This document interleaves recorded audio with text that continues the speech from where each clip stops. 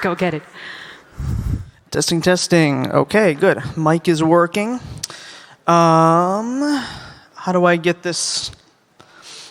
How do I get this going? Oh, I think I have to wait a minute here.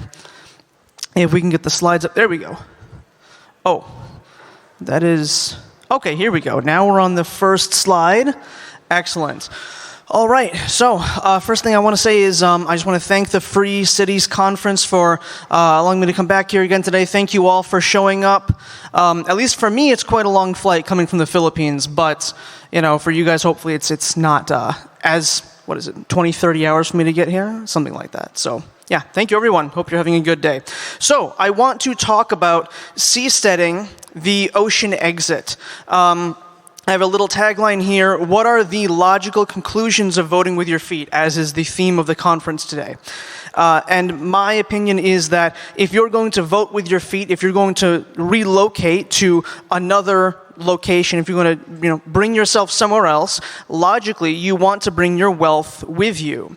And in many cases your wealth is liquid, like cryptocurrency or gold or silver or something like that. In many cases wealth is not as liquid. So if you had, for example, let's say, this is an example, a ZA, a free city or something, you had some sort of dispute with an existing nation state, and they wanted to shut down your operation, a floating city can simply relocate to a new exclusive economic zone, can go into new waters, whereas cities on land are restricted. They cannot move around as much. So in my mind, the future of free cities, really the ultimate form of free city, is a seasteading city. And I want to talk a little bit about that here. So why is seasteading good for free private cities? So as I mentioned before, I'll go into a bit more detail here. The main bottleneck in producing free private cities is negotiating for autonomy with existing governments who are required to give up land. So if I want to establish a new special economic zone, I have to talk to a government, I have to talk to a president, I have to say, give me this much land, and then I will set up, I will bring in foreign investment here. This is what I talked about during my last speech in May. With seasteading, you can build the city first, and you can negotiate for independence later. You can build the city in another political jurisdiction, you can build the city on the high seas, and then wait for a flag to become available, or negotiate to make a flag available. So seasteading reduces the friction of setting up new special economic zones as compared to the more traditional way of building free cities. You also have, as I mentioned before, more jurisdictional arbitrage. So with a seasteading city, you could, in theory at least, you could switch flags between Panama or the Bahamas or Mongolia or what have you. But when you have a city on land, you're limited to just kind of dealing with whatever government you were already dealing with. Seasteading, okay, and this is what I wanted to mention, joke work. The Seasteading Institute has already assisted in flagging one seastead with ocean builders in Panama. So that's a very good step forward for the seasteading movement. Now, I want to talk about why are seasteads good real estate? Why do I believe that seasteads are the best type of real estate? Now, as I've mentioned before, charter cities and network states need real estate to gain autonomy. Seasteading is the least friction, the easiest way to establish independent, autonomous territories. So that's one benefit in favor of seasteading. Coastal real estate is also up to 6 times more valuable than non-coastal surrounding lots. So I want to use the example of some cities in Asia, and I believe this is also true in America. If you look at a lot on the coastline in a city, and you look 2 or 3 blocks away further inland, the coastal lot can oftentimes be 6 times or more valuable in monetary value compared to these other nearby lots that are not coastal. So coastal real estate takes whatever existing real estate you have in a region, and it bumps it up significantly once you have that coastline access. Seasteads can be connected together in a modular fashion, allowing for you to exponentially increase the maximum amount of coastal real estate that is available to you. So if you imagine kind of a straight line, let's say that I'll draw a straight line like this, and this is the coastline. If you have these kind of branching piers, you have these kind of branching paths that go out into the water, then you're able to exponentially increase the amount of waterfront property that you have. And then the last thing here is, and I kind of want to have people use their imagination for a minute with this. Seasteads can combine residential or commercial or industrial space with agricultural space through aquaculture. So one thing that we're doing with the Reef Resort in the Philippines is that the top of it is residential space, or you could say because it's a resort, some of it is commercial space, some of it is residential, but the underside is always agricultural, because the underside is always producing food, while the top, there are people walking around on it. So you have kind of a 2-in-1 punch, where you build a certain amount of real estate, and then you get double duty, you get double usage out of that real estate. So a good example would be that we had a fish harvest back in August in our resort, and then in September, we opened it up to most of our bookings by putting it on these platforms like Airbnb and Agoda and so on and so forth. And so, we really had income coming in from our resort through agriculture before we actually opened it up. Now, I'll keep going here. If this is what it looked like on land, to have agricultural space beneath and then residential space above, well, it doesn't really work out that well. You can't really have a farm underneath a house that's still going to produce agricultural output that's going to produce profits. So another advantage of seasteads as compared to property on land is, again, it can double produce. It can do things that you can't really do on land. Here's an example of a hexafarm. So if you guys have been to our booth in the back out in the hallway, then you've seen these kind of little hexagon-shaped things in our 3D model with all these little white houses on top of them. Well, under the water, they would look like this. So we have a central fish cage with a fish in it, then we have seaweed growing in a big ring around that central fish cage up at the top, and then down at the bottom you have lobster, or you could have shrimp, or you could have shellfish. So, this is not just an animation. Unfortunately, I don't have very good underwater pictures to show right now, but this is a 3D model of what's already happening. So this is the real layout in our real-life resort. So again, to kind of show so this is what it looks like underwater. Here's what it looks like on the surface. This is an older render. This is what the resort was supposed to look like originally. So the first image here is concept art. Next to the concept art is a flyover video. This is a drone video. And can I have the AV team click? Could you guys play the video?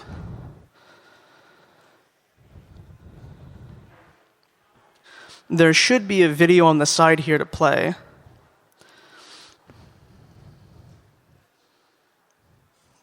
Okay, well, I'll keep talking while they're working on that. So the image taking up most of the screen is the concept art, and then the real thing, they're going to play it in just a second here, is on the side.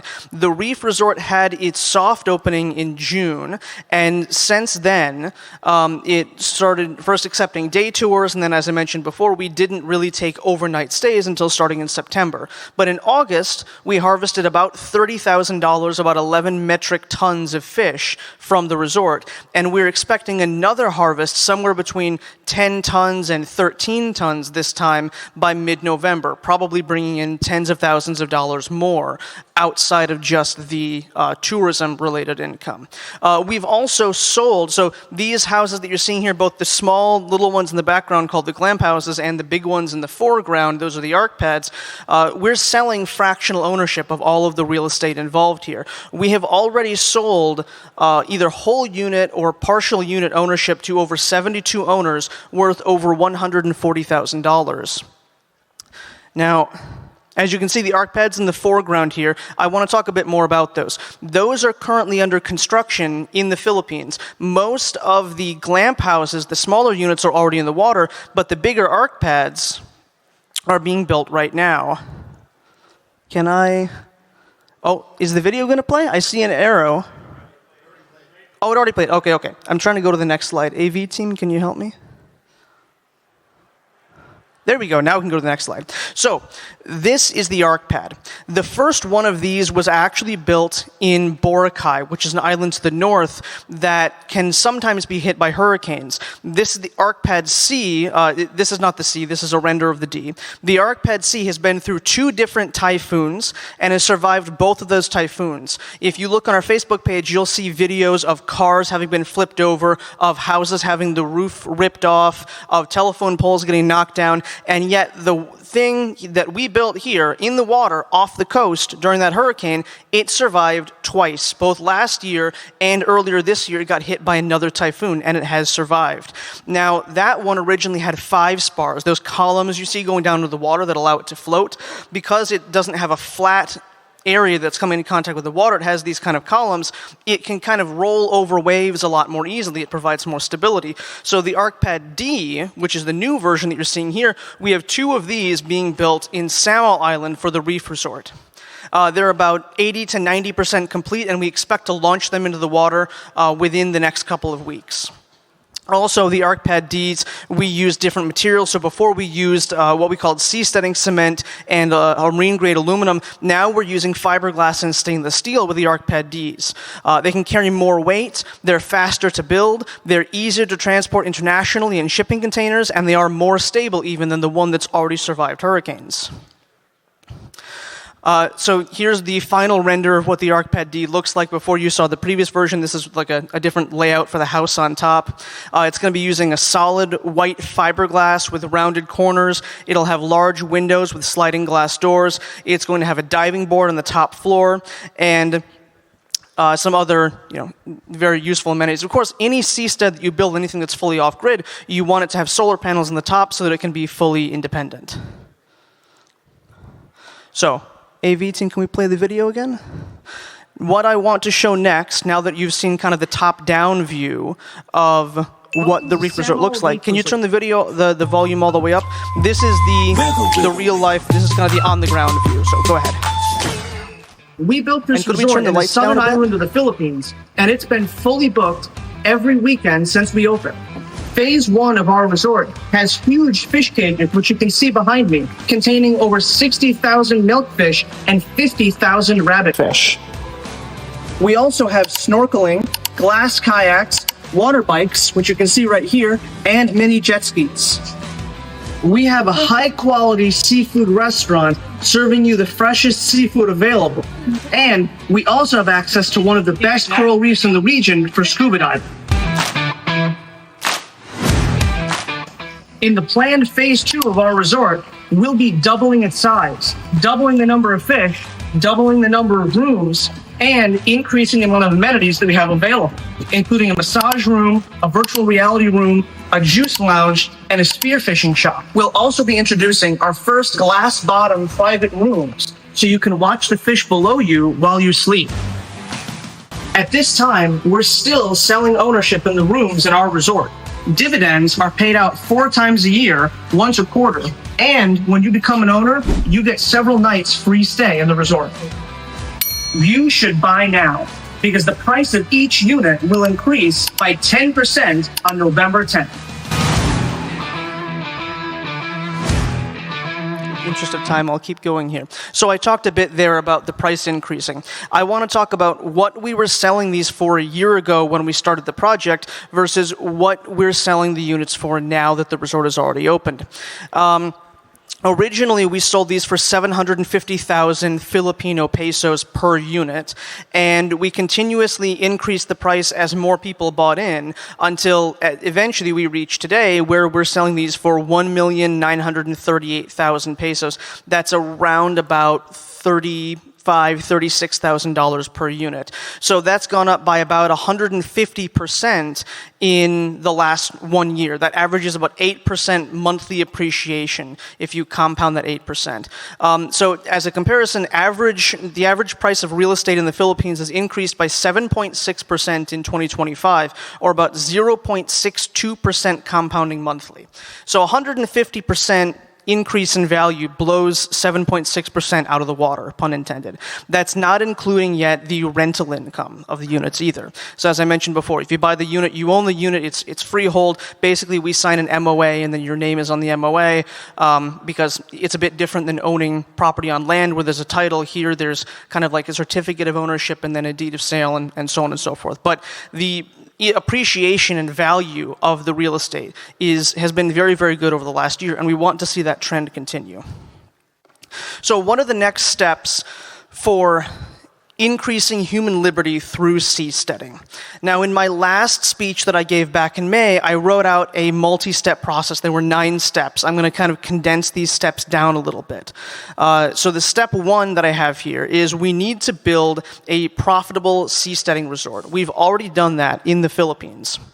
Step 2 would be whether we want to integrate with charter cities, network states, and other groups that can benefit from the physical infrastructure that we can build to bring liberty, to bring more autonomy to these projects. Step 3 is that once we have a partnered political apparatus, this network state or this charter city, and we also have built the physical infrastructure, we can move it out to international waters. And then step 4 is to establish a flag and gain permanent autonomy for a full floating seasteading city in the ocean. That is the ultimate goal that we want to go through here. And I think, Joe has also brought that up in his talks, and he's a very good storyteller. So where are we at right now? Well, we've done step 1. That's done. We have a floating resort. It's been booked solid every weekend for the past 2 months. So that's going well. So how do we move on to step 2? Well, this is where the announcement comes in that was alluded to earlier. Now I am going to announce the Prospera Reef Resort. This is our special announcement, our newest project.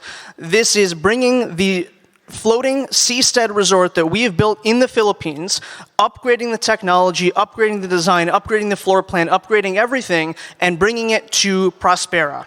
So firstly, I want to thank everyone involved with the Prospera project that we've talked to. I've talked with Lonas, I've talked with other people. I'm very excited to be announcing this project today.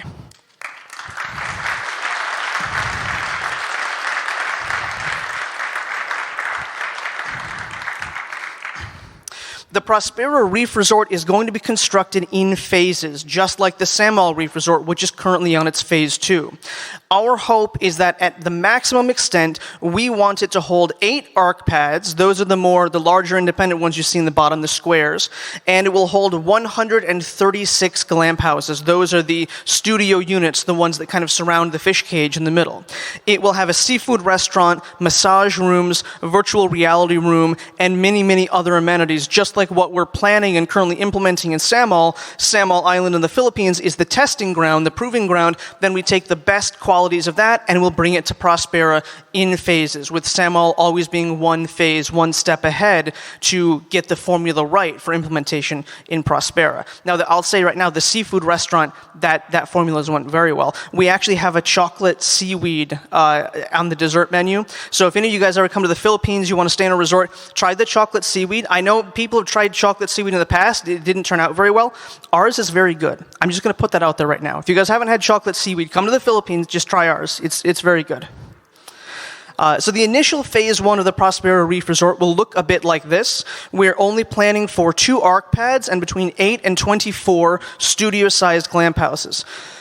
The original reef resort in Samal used tents. It used canvas and aluminum structures for the glamp houses. These will actually be, if you can see the small ones, these will be solid fiberglass, just like the larger ones. The glamp houses, the small units, have a lifespan of about 35 to 65 years with minimum maintenance, whereas the arc pads can go for about 60 to 95 years, again, with minimum maintenance, with no dry docking, without the kind of stuff that you need to deal with a large yacht. The Prospera Reef Resort will prioritize having glass bottom rooms primarily over solid bottom rooms. We will seek to expand, importantly, this is another note that I have here.